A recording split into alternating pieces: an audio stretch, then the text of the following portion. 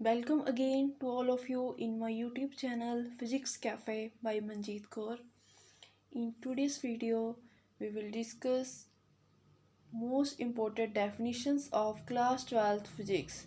In this video, I have collected the chapter-wise most important definition at one place so that a student score good marks in exam.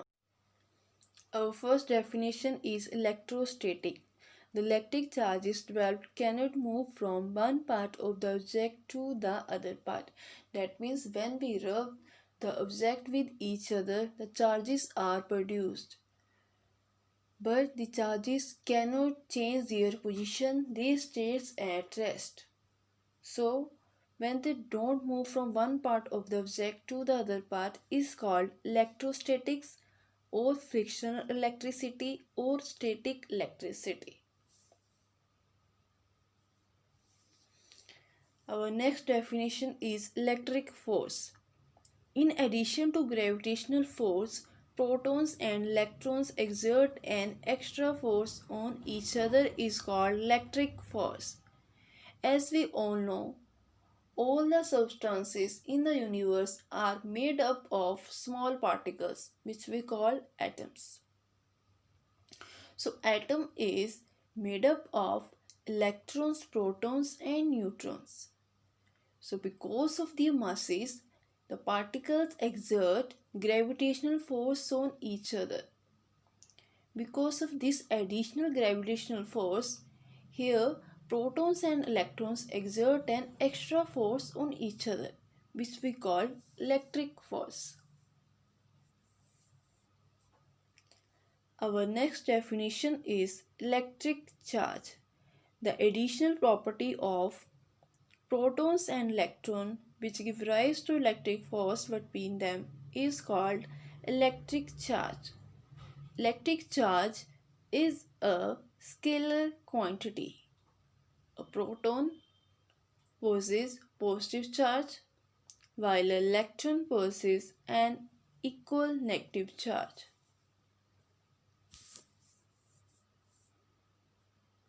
This is proton which have positive charge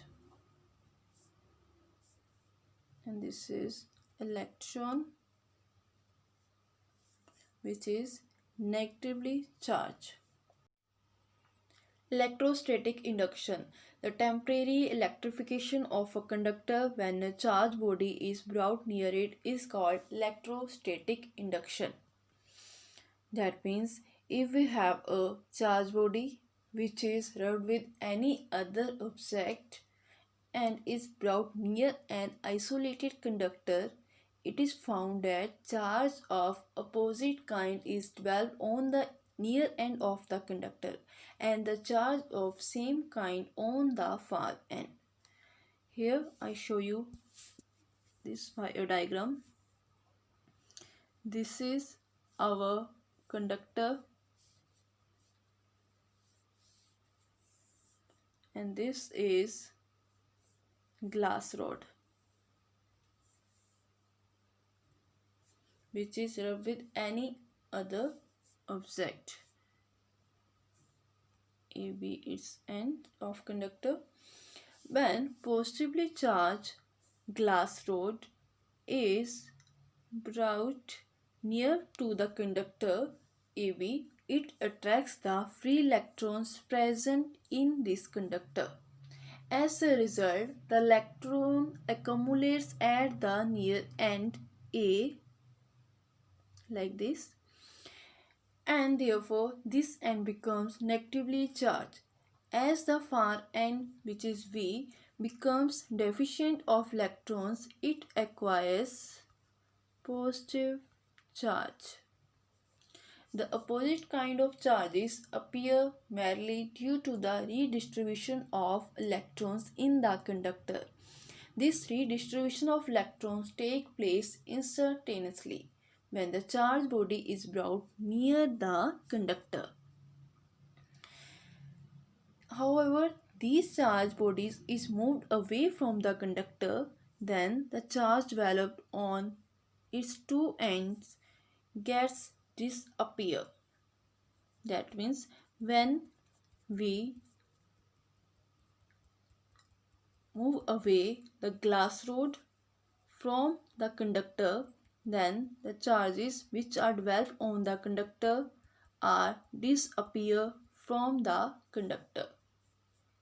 So this is the definition of electrostatic induction. The temporary electrification of a conductor. That means the charges which are developed on the conductor are not permanent. When a charge body is brought near to it is called electrostatic induction. Our next definition is induced charges. The two kinds of charges that appear on the two ends of the conductor due to electrostatic induction are called induced charges. Here I show you again diagram. This is our conductor and this is our charged glass rod which have positively charged, and this is its AB end. As we discussed in last definition, this is our positively charged glass rod. When this glass rod is brought near the conductor AB, it attracts the free electron present in the conductor towards it. As a result, electrons accumulate near this end and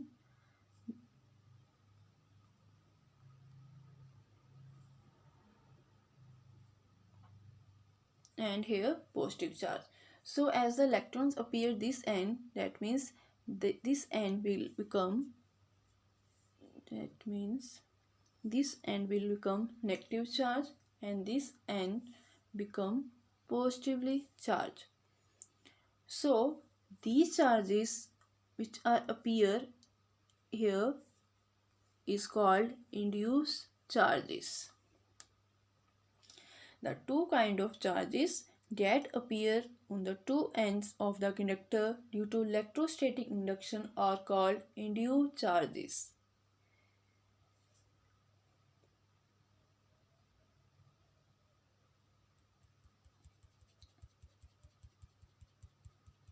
So this is the definition of induced charges. These induced charges are not permanent charges. They are for temporary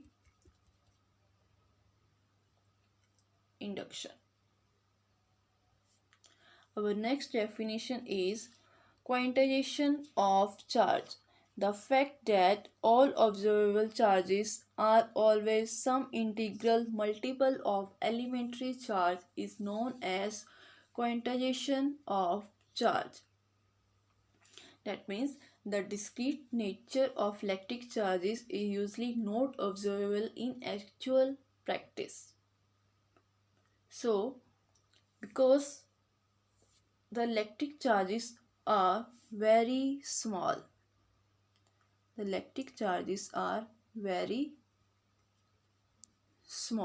Due to this, the number of elementary charges involved becomes extremely large, even when the electric charge on the object is changed by a very small amount. So, the quantization of charge is equal to plus minus n into E, where n is an integer. Further, the charge on the object can be increased or decreased in the steps of E. It is because during a charging process, an integral number of electrons can be transformed from one body to the another body, which is known as quantization of charge. Next is Coulomb's law in electrostatics.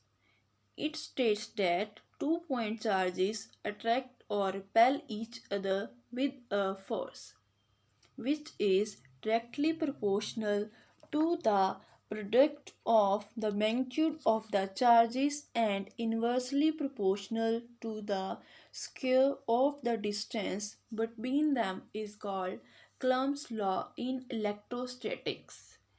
In this, here I show you by a diagram.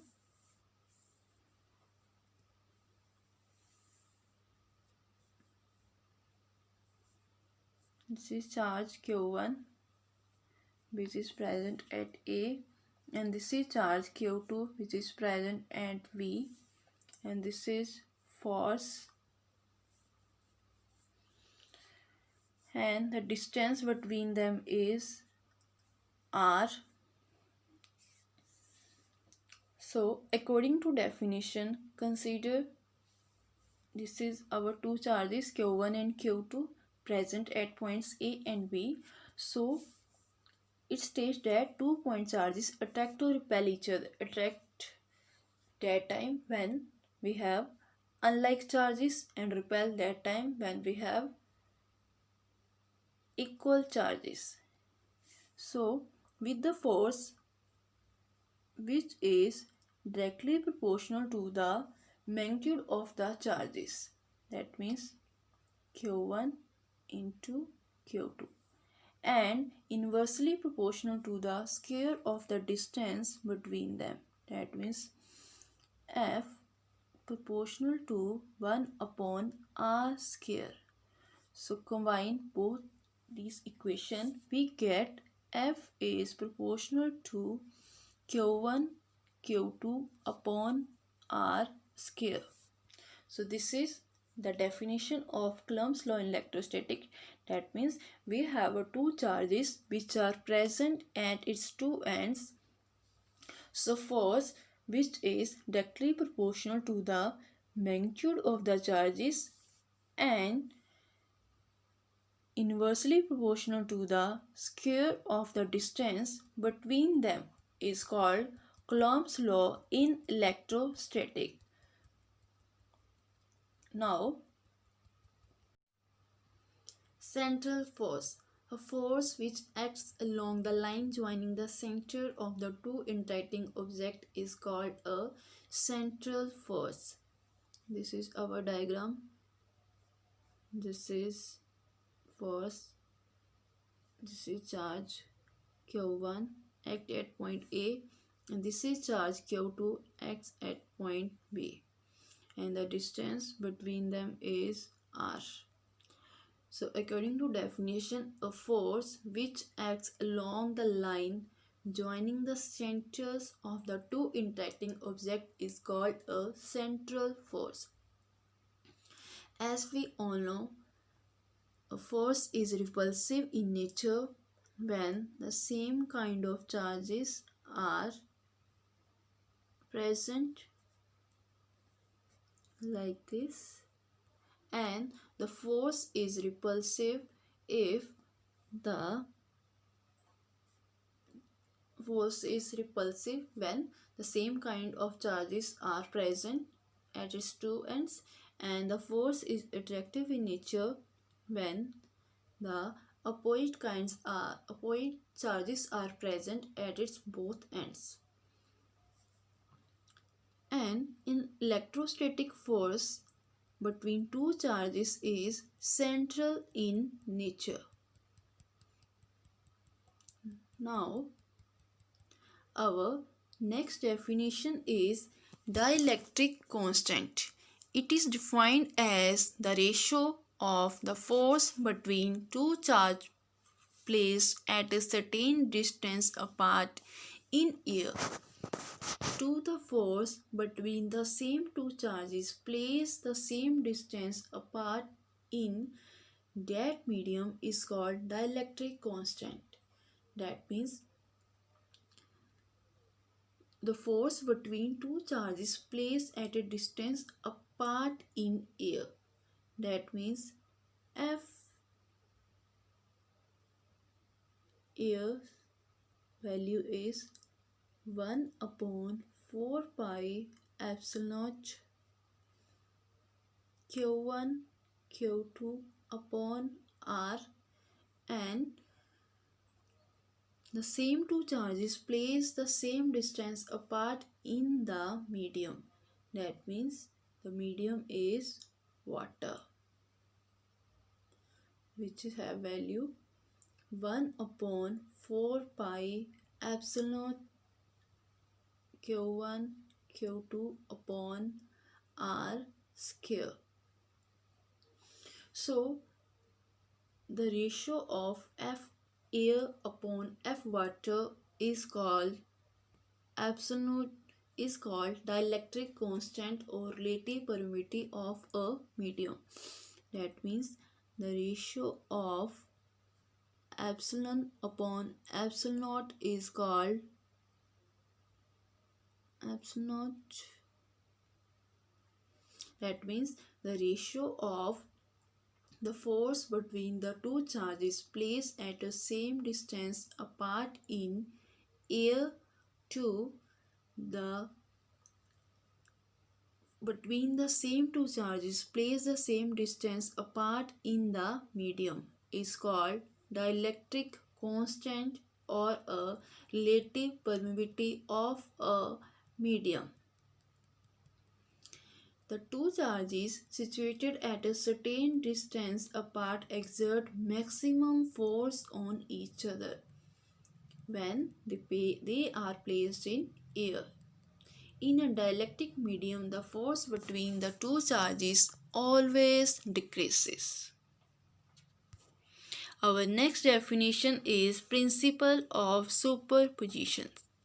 When a number of charges are interacting, the total force on a given charge is the vector sum of the individual forces exerted on the given charge by all the other charges is called principle of superposition.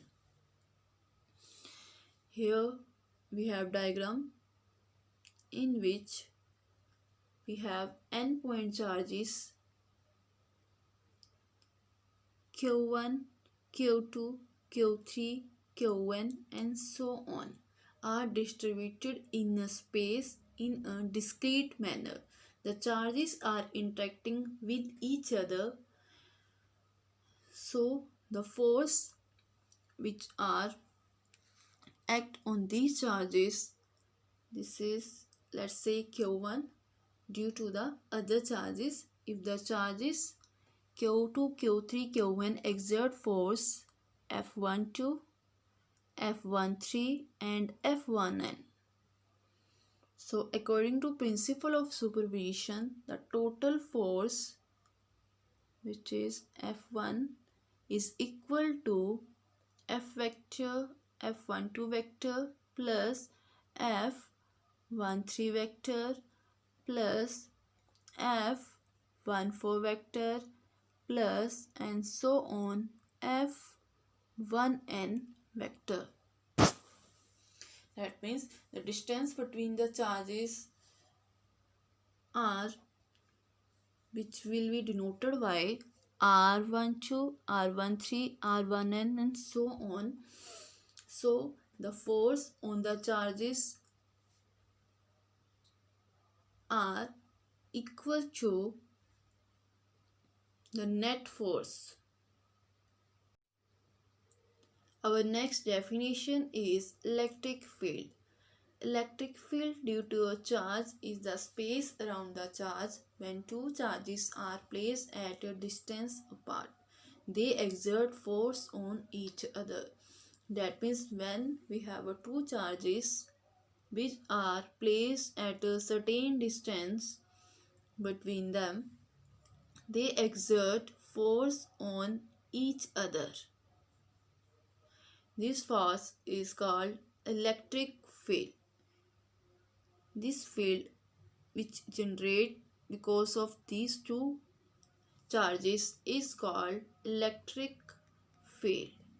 The concept of electric field provides an explanation to action at a distance when two charges are placed near each other. Now, our next definition is electric field intensity. The electric field intensity at a point due to a source charge may be defined as the force experienced per unit positive test charge placed at that point without disturbing the source charge is called electric field intensity. That means we have a charge which is Q. It generates a field around it,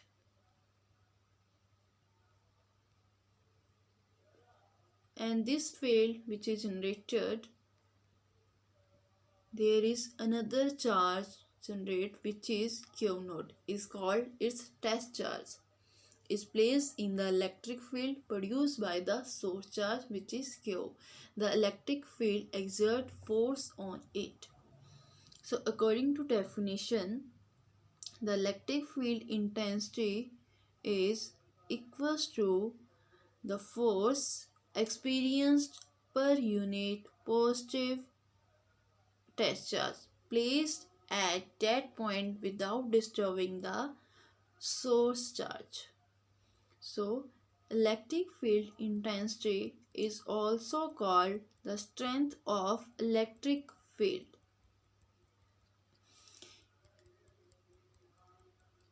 Now, our next definition is electric dipole. A system of two equal and opposite charges separated by a certain distance is called electric dipole. That means their system in which two equal, that means positive positive or positive positive or negative negative, or opposite charges, that means plus minus or minus plus, positive negative or negative positive, that these charges are separated by a certain distance. That means in between them they have a certain distance is called electric dipole.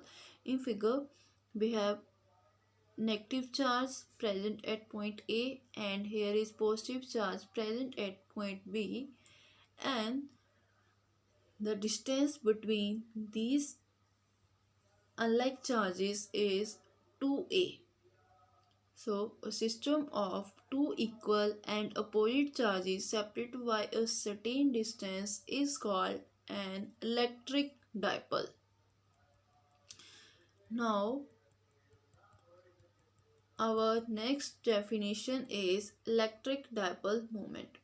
It is defined as the product of either charge and the length of the electric dipole.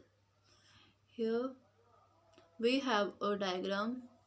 This is its AN where negative charge acts, and this is positive N where plus Q is charge present at point B, and the distance between them is 2A.